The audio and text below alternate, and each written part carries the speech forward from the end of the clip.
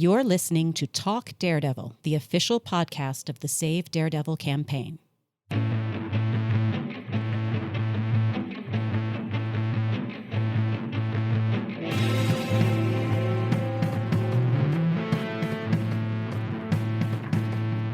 Welcome back to the Talk Daredevil podcast from your team at Save Daredevil. This is not your usual crew, or at least not your usual leader. This is Rhiannon here, and I am here with Sam. Hello. And Shelby. Hello. And we are here to talk about the value of long format storytelling. So what this means and what our impetus for this is that within comic-based production in television and movies, there are some characters and stories that lend themselves to being better portrayed through movies and some through television. And even in the world of television these days, there's so much variety. There's the 6-episode MCU series that are going to be coming out, and there's everything right up to the whole Berlanti-verse on the CW with 24 episodes of 4 or 5 different characters having a series. So there are some characters that seem to thrive in that long format storytelling where you can tell many, where you can go hours and hours with them. And there are some reasons that characters are better shown in movies where you can have very intense special effects and everything. Especially also because Daredevil, there's some people that feel that he would benefit from a movie that I've heard. And of course, at Save Daredevil, we very much think that he needs to be a television series. And so we want to sort of think through some of those thoughts. Why is Daredevil best as a television series? And how that could go forward. So I think we'll just start so that people can get to know your voices and get to know you. Just if you have some overarching thoughts. Sam, do you have any just opening comments on all of this? Well, I'm very much a TV person, I will say. I don't usually watch movies that often because I prefer long-term storytelling, to be completely honest. I agree with you saying like there's characters that are better served as movie characters and others that are better served as TV characters. It's just, for me, it really depends on what kind of story you want to tell, especially with what kind of characters. But Daredevil, in this case, I really like what they did in the TV shows because they let the character breathe, and he has a very deep connection with other of the cast. Like, he's not a loner. He doesn't go out of his way all alone. He's the kind of character that needs like the support. And I think that's where TV thrives. Shelby, do you have any opening comments? Yeah, just that more is more. I mean, sometimes more can be a lot more, but in Daredevil's case, or what we got to see in the Netflix MCU, if you will, is that also the villain, you get time to learn and sit with the villain too, and I enjoy that. That's true. You have more time to expand on the villain. Yeah. And I think that's something that we'll go into a little bit later is the depth of all of the characters, not just the main character in a long form storytelling. Cool. All right. So let's just sort of, as a starting point, talk about long form storytelling. These days, there's so many different lengths of stories. I mean, some people even look at the MCU movies as a long form. You had 24 movies. That's a long form story. But still, within the Defenders verse, with Daredevil, we got, I always get this number wrong, like 50 episodes of him. So we therefore know that character so much more. Yes, you tend to sacrifice a little bit of the individual characters in the kind of long form that you have with the MCU in the movies, because it's more of a complete, well, in this case, we had the Thanos arc, I will say, starting from the very first few movies to the climax of the last 2 movies. But sometimes there you lose some of the shine on each of the characters, because even in their own movie, sometimes they become like less important because they have a bigger story to tell. I don't know if you get what I mean. I agree with that. Like, do you guys from the movies feel like you know much about Hawkeye? No. I was thinking the same thing. I was like, do I really feel like I know these characters? I don't know. You know some better than Like others. until they get to headline their movie. I mean, I feel like I know Tony Stark. Yeah. Like he's had 3 movies. He's been, in 8, 9, I don't know how many. But when it comes to any of the side characters, like Hawkeye is considered an Avenger. Yeah. But Yet, he's very much non-fan for most of the MCU. and when it comes to, like Black Widow is getting her own movie, but without her movie, we have like a few lines that tell us about her history, like a few scenes where we really get to know her. Yeah. Yeah. But like, I feel bad thinking of Matt Murdock getting that same Clint Barton treatment. I don't know, like for him to get the character to get lost in the bigger plot of the movies. Oh, that would be so sad. Well, and I mean, let's just go ahead and jump to that. I mean, because Matt Murdock is a character that, if you gave him the same amount of screen time as, say, Hawkeye, would you truly understand his powers and weaknesses? And not even him as a character, because Matt Murdock is the kind of person that, like, just faints a lot of stuff. Like, he goes, we have the season 3 arc with him going through a whole thing with depression and coming out of it, kind of. I don't know. I don't see that happening in a movie. I just don't see them giving him the time he needs to develop not just his power, but his personality. Well, I mean, we can go back. He had a movie. Did we feel that from the movie? We won't go there too much because some of us love the movie and some of us. I like the movie, but I enjoy the movie. Yeah, but no. You barely get to know him, barely, and you usually don't know like the things that are driving him. At least I didn't get to know that until the show. It's all over the place in that movie. Even his character, it's all over the place. Well, and in the movie, so let's say you do understand Matt Murdock, because one of the things that I think they did really well in the movie was show his senses. Like they used the visual effects of a movie to show how his senses work. But did you know Bullseye in the movie? Oh God, no. That was awful. No. Like, what was Bullseye's motivations and why he was the way he was? And I mean, you compare that to season 3 Bullseye, and then like it's day and night. Yeah, I mean, do you really know Foggy in the movie? No. And I mean, I guess you don't need to know Foggy to have a great story, but it adds to the richness. No, that movie is one of the ones where you have to have read comics to understand anything about it. Because when I first watched it in 2003, it made 0 sense. Then coming back after watching the Daredevil show, reading all these comics, now I kind of love it. It's very comic booky. You have to know like the history of these characters. You just have to know. Looking at this in the different types of television. So the MCU, we haven't had a chance to see them yet, but they're going to start having like the 6-episode series with their movie characters that give us a little bit more depth in those characters. The Daredevil seasons were 13 episodes long.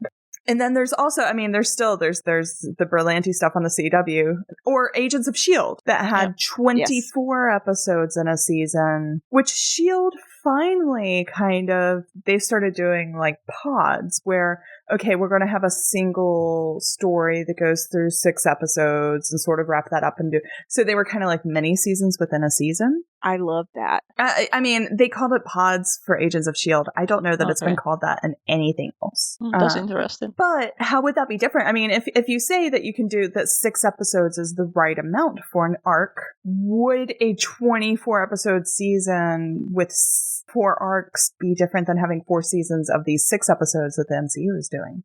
Well, I actually like the pod concept, to be honest, because it gives you freedom to do different kind of stories. Because for me, this all comes down to what kind of story you want to tell. Because there are some stories that are better in 6 episodes, so that they are not stretched too long and they have those failures and pacing problems.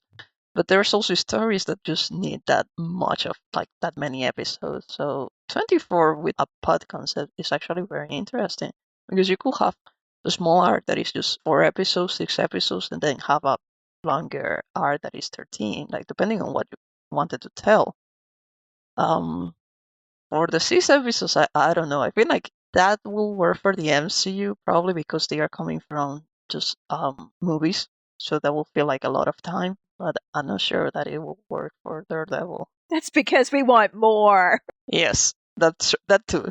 It's the Save Daredevil podcast. We come in this with a bias. We know what we like. We are here because we like. But I do think the 13 plus episode of anything is probably pretty much over. I don't know that we'll ever go back to that. I mean, of course, on network TV, you're always going to have the 20 plus episode thing. And I that can be too much unless you do it the pod way. Yeah, I agree. As somebody who has watched a lot of the Berlanti-verse, that's a lot. Yeah, same here. So Hellstrom was 10 episodes, right? Yes. And I think Legion followed around the same, like 8 to 10-ish episodes. Yeah. So like maybe there is a sweet spot there at around 8 to 10 episodes where you can really get to know the characters. I mean, and that's if you're doing overarching. I mean, so like the other, like the mostly dead model, but Agents of S.H.I.E.L.D.'s first season kind of followed this, was Monster of the Week. Yeah. Like these characters come in and every episode they have a problem and they solve it, and then somebody could jump into episode 6. And while those characters are growing and they are getting deeper as a team and you are learning things about the universe, like you could ultimately jump in almost any episode and enjoy it. Kind of like original Star Trek. Yes. But I think that model is even more dead than dead. Yeah. That's what I was going to say. Because not even Star Trek is like that any days, like these days. But I don't know how I will feel about it. Daredevil, that was like a Monster of the Week. Yeah, I don't think Daredevil has a Monster of the Week. But I do believe that Mandalorian right now, that's coming out week to week, it very much contains a story in every episode. Sort of getting back to that. Like there again, there's the overarching journey, but there's a story in every episode. Well, let's talk about that too. Do we think the binge model is kind of like dying off too? Everybody's going back to week, dropping episodes week to week. I love week to week episodes. I do too. Like I love and hate them, but yeah, I'm probably the one that likes binging. Then I did. Oh, it was such good times. Like the 2015 era of like binging seems like so long ago now. But I think it makes sense to go back to just episodic, like weekly. Yeah, because they tend to retain the viewer for a longer period of time, so that people just can subscribe this month, binge everything they want, and then leave the service. That's probably what they don't want to be doing, so I get it. But I do wait for pins to end before I watch them. How do you do that? How do you avoid like spoilers and? I don't know. I just do. But I do it. I wait for pins. So, like, one of the things that really, really was rough about the week-to-week model back around the time Daredevil came out was networks would put out a TV show. Yeah. And if it didn't get, like, the ratings they expected in the first 3 episodes, they would stop it at, like, 4 episodes. Yeah. So getting the whole season was like, oh, at least I know once I watch the first 3 episodes, I'll get the rest. So you're saying, I have to go watch because you don't want anything to be canceled. No. But I'm saying, like, now I feel like I don't feel like I have that fear. Well, one, who watches network TV anymore? But 2, I feel like networks are making more of a season-long commitment, especially with these shows. Like, Mandalorian, they have made that whole show, no matter how many people watch each week, the whole season is coming out. Same with Watchmen came out week to week, Legion, those didn't feel like you had to watch. There was a commitment to the whole season. Yeah, it was already made. Yeah. It probably has to do with the streaming thing because you don't have a channel and you don't have a time, even if you're doing the weekly thing. So people can come in and watch whenever they want. So to me, it makes sense. Like, do you imagine a streamer that has 3 episodes of a thing and then that's it? Right. That's too weird. That's kind of what Netflix does now. They just release like 1 season of something. It's like but at least it's like the complete season. Like even if it was just 3 episodes, it would be even weirder. Don't give Netflix any ideas. Right. Oh God. God. Don't listen to me, Netflix. Well, but that also, like, the streaming also makes it hard because, like, so like Shelby and I met as fans of a show that came out on a weekly basis, and that show came out at like 9 p.m. whatever night. And we would sit down in our, 800 miles apart, watch it live at the same time, tweet at the actors, tweet at each other. Like, we all experienced it together, even though it was live television. Except for the West Coast, who then had to sit there and wait for we had West Coast fans, and they had to get off Twitter, and it was a whole thing. And then the next day you were like, let me check the ratings. Did anybody watch this besides me and my 10 friends? But there was something nice about that community of everybody watching it at the same time, even though you're not at the same place. Yeah. Which I think is also the feeling that movies give you. You know, you're in that room, theoretically, maybe one day in the future, you've got 100 people in the same room experiencing it at the same time. But I think that's some of the joy of the weekly, that in a streamer, I think the streamers are figuring out how to have that group feel and that everybody watch at once. Dude, I love the hype. I love hype. I love enthusiasm and energy. And I love this slow burn of a season and experiencing that with like everybody. It's torture, but I love it. Yeah, I got you. I was watching some stuff with Pan and we were waiting for it every week. And that was fun. But I do still prefer just waiting for it to be finished. I just don't have it's weird to say it that way, but I don't have the patience just to wait for the next episode when I sit down. We will convert you when Daredevil comes back, and it's a week-to-week show on Hulu. Dude, I'll watch it. I don't care. I'll watch it. I won't wait for that one. For sure. I can tell you that. We will have live tweet fest and hashtags and parties, and there's so much joy in that week of what's going to happen next. Yep. Just imagine. It's good for cliffhangers. It really is. So season 3 of Daredevil, I had the press screeners, which stopped just after the Bulletin fight. So that's painful. I watched that, and then I had to wait 6 weeks before I knew. I thought Ellison was dead. Yeah, everybody did, but you had to wait so much longer. Do you remember that? That's the way shows used to be. There would be a mid-season finale. Yeah. And a break. There would be weeks where you had to wait. But there was fun in that torture. I mean, I feel like the hype and just the speculation. Yeah. You don't get that with a movie for a day. Well, I mean, we get it with the movies. We get the people that are anxiously trying to find every bit of information for the next movie as soon as one ends. Sure. So then anticipation is there, but not like it is with TV. Yeah, I agree with Shelby. Yes, movies are great and they have a lot of anticipation and they give you there's some really good movies that I love. But I still feel that the long-term stories are somewhat superior at some points, depending on what you want to do.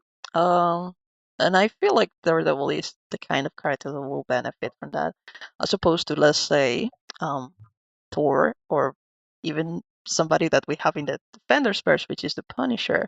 Which I feel those characters are better serving movie, to be honest. Right. And I think that's a great segue into the next thing we want to talk about. There are characters that need the theatrics of a movie. They need the high budget special effects, or they just don't have they're not that deep. They don't have a whole lot of story. Yeah, they don't have that much story to tell. Yeah. But, which doesn't mean it's a bad story. You can have really good short stories. No, look, who loves John Wick, right? John Wick movies are amazing, but that's because there's not it's just action. I don't need to know a whole lot about John Wick or see John Wick being super moody or broody or trying to make him care about people. I don't need that. I just want to see John Wick be John Wick. And he doesn't have a lot of supporting side characters. Yeah. That too, that's important. Whether they are long characters or just surrounded by a bunch of people that are important to the character. Punisher is a character that they did as a TV show that probably would have been better as a movie, and John Wick is a movie that version of the Punisher. I mean, is what Punisher could be as a movie. Yes. Yeah, I liked Punisher seasons. I did. Yeah, I mean, I didn't watch season 2, but I did like season 1, and it was fine. But I feel like having that again and again and again that's not going to work for that character. No, you can't reinvent him every season. but he's a fabulous character to pop up. So, Yes. like, he's the type of character that with the new sort of the way Marvel's doing everything, like, give him his movie. Give him the John Wick movies. Oh, I would throw my money. And crossing over. I would throw money at a Punisher movie. Yeah. Not only that, like, he's great, like what you were saying, he's great for crossing over. Like, I remember reading in the comics, like, he loved to antagonize Captain America, even Tony Stark and stuff like that. I like when he appeared because he will just question whatever they were doing and just add some spice to the plot. And he's great for that. And I feel like the MCU will benefit from him in movies and just antagonizing people sometimes. It's going to be interesting to see too with these Disney Marvel shows.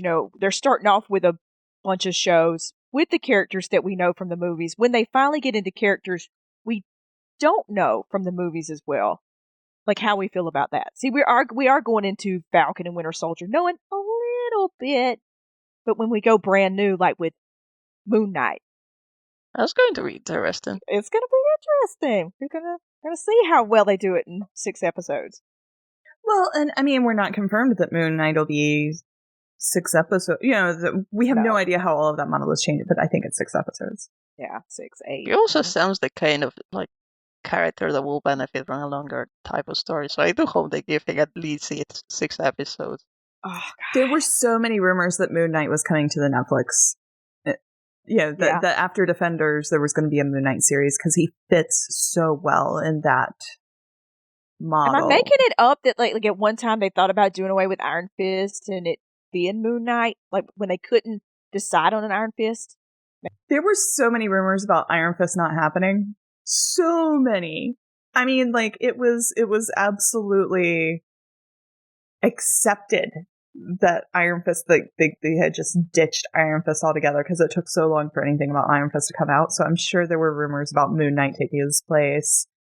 I want to think there was a rumor once that somebody wanted to put Moon Knight in one of the series, but Kevin Feige said no, they wanted him for the movies or something. Damn it. But all of that's all like fuzzy 2016 brain, 2017 brain. Anything older than 2020 is a lifetime ago. But I remember there were so many rumors about Moon Knight. I mean, because he is just the type of character that needs depth, that needs...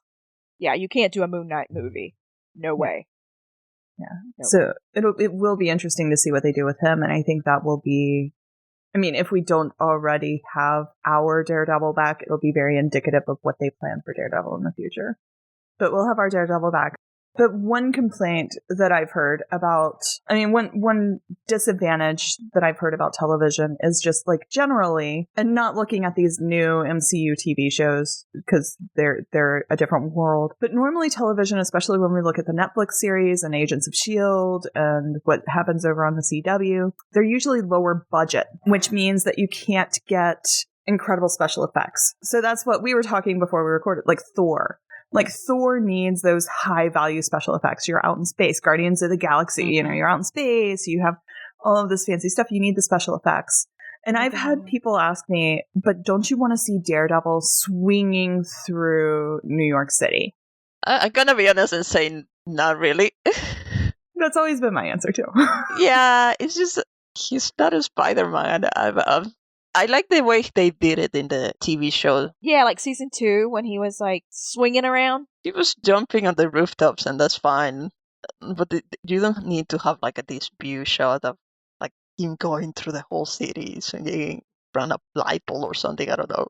Like if it is there, it is there. I'm okay with it, but it's not something I need. Well, and my answer to those people has always been, I want the emotional journey more than the special effects. You know what? Agents of S.H.I.E.L.D., like, really, you could watch Agents of S.H.I.E.L.D. week in to week out, and especially towards the later seasons. You could watch week to week and go, they just gave me a 45-minute movie. Yeah. Like, some of the stuff that Agents of S.H.I.E.L.D. pulled off on TV, it was mind-blowing. And then I go back to, like, Netflix not being able to, like, give us a dragon.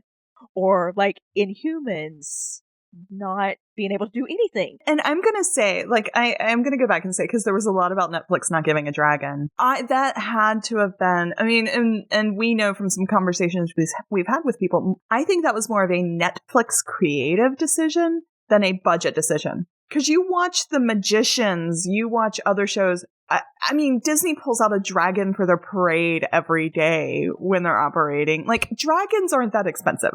Or if anybody has watched any of the crossovers that the CW pulls off, those are crazy fun. Oh my God. And it's not super loaded with like these mind-blowing special effects, but it's, oh my God. But to be honest, with the CW, they sometimes just like cut budget from some of the episodes coming or after the crossover to do the crossover, like give it more budget. Oh yeah, well they totally give you like a filler episode. Yeah. But it really depends. For me, it really depends on the character again, because like we were saying, Thor needs all the special effects, but I don't think Daredevil is the kind of character that really needs that many. And you give him a big budget for special effects, and you might end up with something that is not as good because you might have to compromise. Like, oh, we have to give it now more special effects and more like ridiculous fights sometimes, just to justify the number you're getting. When he really is better served as a character that is more emotional oriented, like, and connected to his community.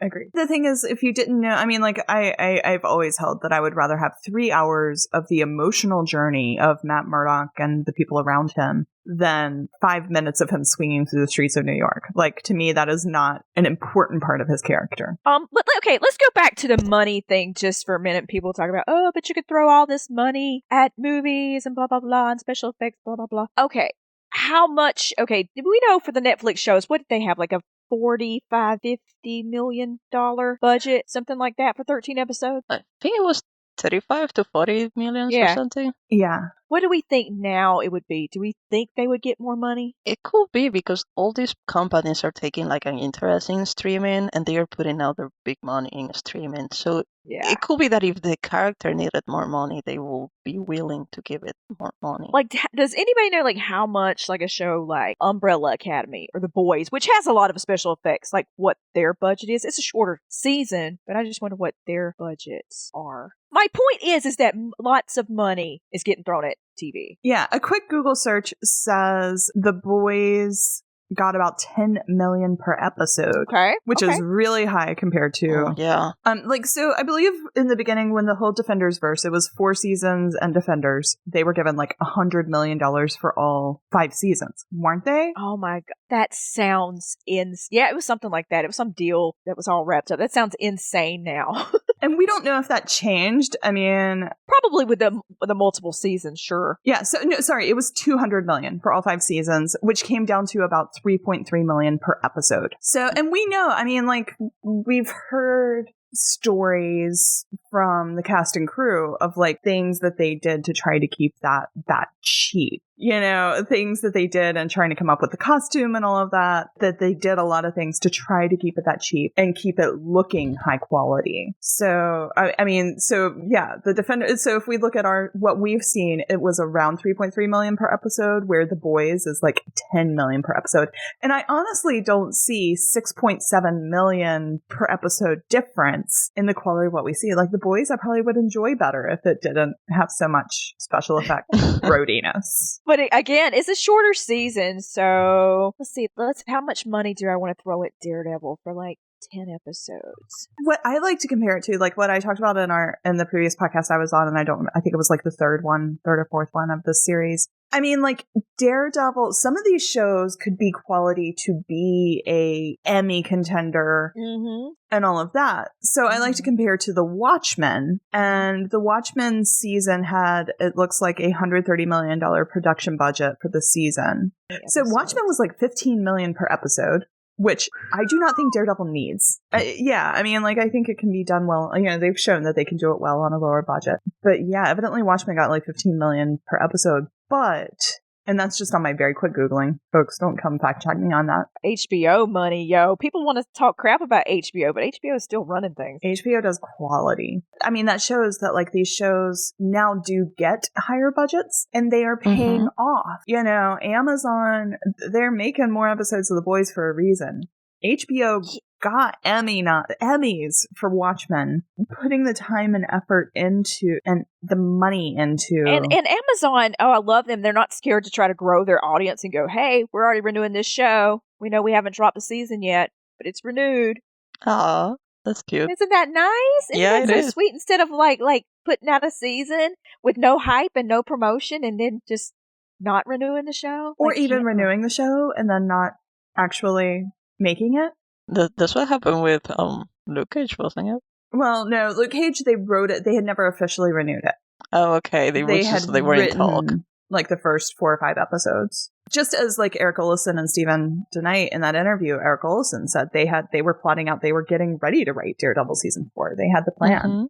Shed a tear. It was an awesome plan. And I hope we get to see some of that. But that's the thing too. I mean, like, so one of the villains that they were planning for season 2 was Typhoid Mary, who was introduced in Iron Fist, but so Typhoid Mary is another, you know, like you can get the deeper villains that if you just do Typhoid Mary on the surface right now, it is very sort of offensive to 2020 America. Like, you know, this character with dissociative identity disorder and everything that you almost need time to introduce and go into depth for it not to be, I don't know, cheesy, corny. Yeah, shallow.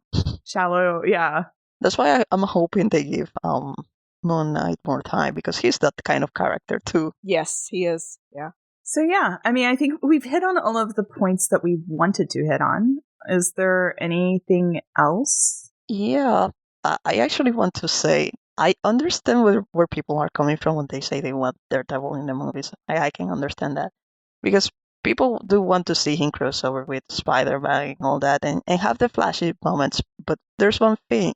I don't necessarily think it has to be one or the other. And for me, it is perfectly fine to have one season of Daredevil and then he can go and appear in Spider-Man and then maybe he returns as another season. I don't see why that can happen. I agree. Oh no, he's just going to be showing up 5 minutes in Spider-Man. That's going to be it. That's all you get for Daredevil now. I want both. I will be pretty fine with having both. I just don't want to sacrifice the show for 5 minutes of Daredevil in Spider-Man, because ultimately I'm a Daredevil fan. I want to have more of him. And that's like, I want both, but yeah, I'm with you, Sam, on the I don't want to sacrifice one for the other. I want the television show for Daredevil. And if that means I don't see him in Spider-Man, if he doesn't cross over with that universe, if it means that Marvel creates their whole Marvel Max TV series, the Marvel Nights, you know, the Marvel After Dark or whatever, and it sits over on FX and the little children never hear about it, never see his character,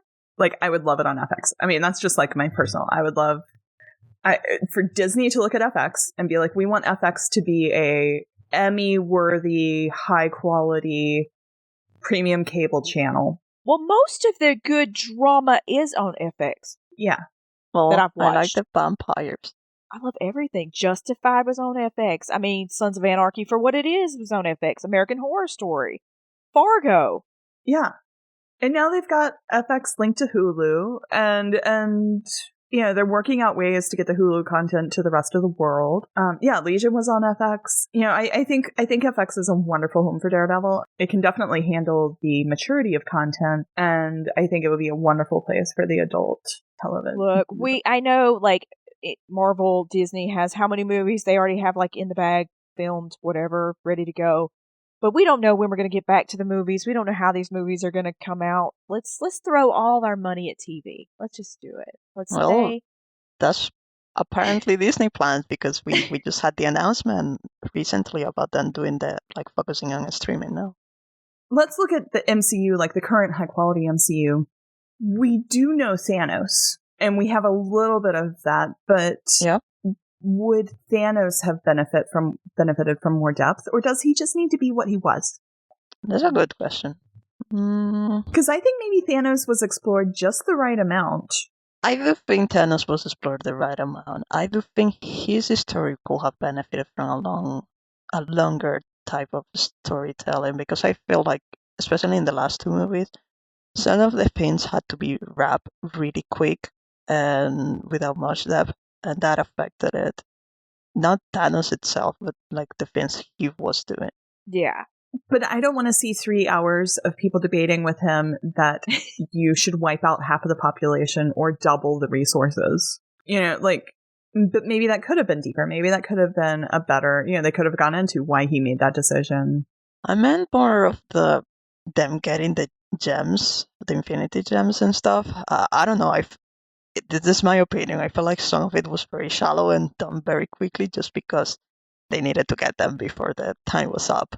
Yeah, it did feel like it was, those last two movies weren't as deep as they could have been. Yeah, I think like sometimes they gloss over things very, very, very quickly. And very badly. The Infinity Stones, they started collecting in the first Avenger movie. I mean, No, they brought them up very early, and they were like an overarching thread. To me, they were almost so much of an overarching thread that I didn't pay attention to that. Because I didn't know I needed to pay attention to that. No, but I'm thinking of this one. The one where Natasha dies.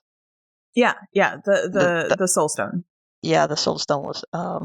yes. That was badly explained, and I don't know. It felt like it was very shallow. And then you have, on the other side, the one with Vision, where they were just for so long trying to get the stone, and in the end, they just kill Vision anyway. So, Infinity War and Endgame, we have about 6 hours of movie there, right? Because they were both pretty... I mean, I know the second one was long. 3 hours. The first one was maybe 2.5. Something. So what I'm hearing is we needed a 13-hour movie. Well, and that's what, I mean, like a 6-hour TV show where they spend like an hour on each stone and then one on the big fight. And characters, yeah. So that could have easily been a 10-episode series. And we wouldn't have gotten a ton more story, actually. Like 4 more hours. So maybe, they could have gone more into the Soul Stone. They could have had more time on Natasha's death. I honestly, by the end of the movie, forgot that Natasha had died. Oh, yes, and just like even spend a little bit more on that, just that chaotic post-apocalyptic world, because that went by very fast too, and you didn't really get to see how much it impacted some of the characters. Yeah, like a good episode of like getting to know. Yeah, we didn't get to sit with any of it. Yeah. Yeah. So, and it would have been fun, like the week to week to like speculate on. I mean, granted, we got a whole year to speculate between movies, but there could have been a huge emotional journey for the viewers. It could have been drawn out, and it wouldn't have needed a bunch of filler episodes. I'm sure people would have complained if we had an episode that was purely, what is this new universe? Yeah. Unless it had a whole bunch of Ronin doing his stuff in Japan and, whatever, which we're supposedly going to get.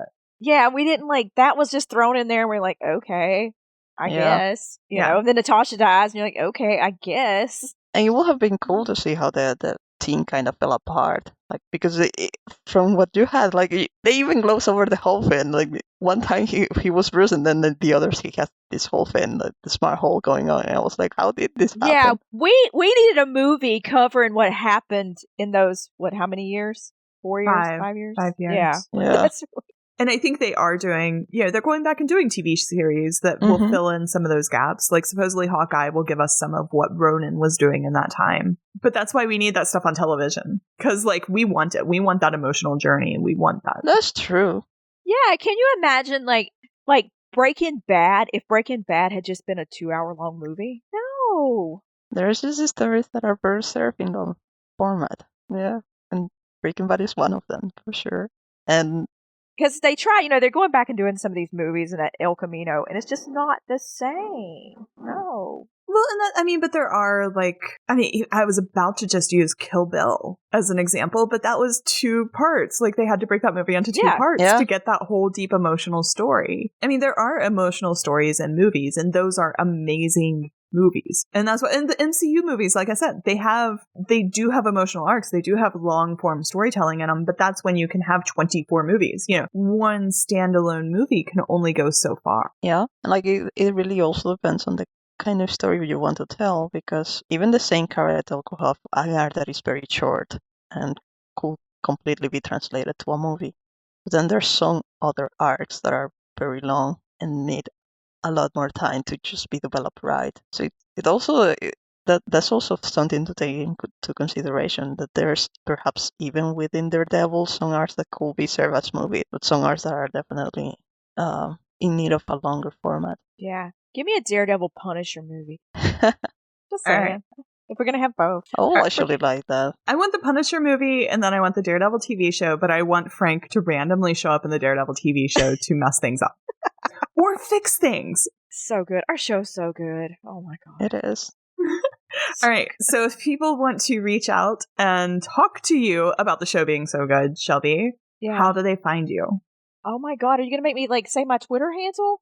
I know, but... Maybe we put it under descriptions. Yeah, there we go. Yeah, tell us if we're right. Tell us if we're wrong. Shelby and I also have a podcast called Super Ladies. We're going to get back to that, too. We should do a whole thing. Yeah, I mean, we talk a lot about how much we love Daredevil, if you want to find that. And obviously, if you are listening to this, we assume you have gone to savedaredevil.com/petition and signed the petition so that we can get more of Daredevil as a TV show, because that is very much something we are passionate about. We're trying to get the petition numbers up as high as we can when rights go back to Marvel. So Marvel will get the rights back on November 29th. And so get all of your friends to sign it, your mama to sign it. If you have a email address set up for your child, Charlie Cox did that to sign it. So should you, right? Yeah. Let's get those numbers up as high as we can. Yep. So that on November 29th, we can show Marvel how strong the fan base is for this as a TV series. Word. Yeah. And thanks for listening. Thank you, everyone. Bye. Bye. Thank you for listening to Talk Daredevil, the official podcast of the Save Daredevil campaign. For more information on Save Daredevil, please visit our website at savedaredevil.com. Remember, Murdochs always get back up.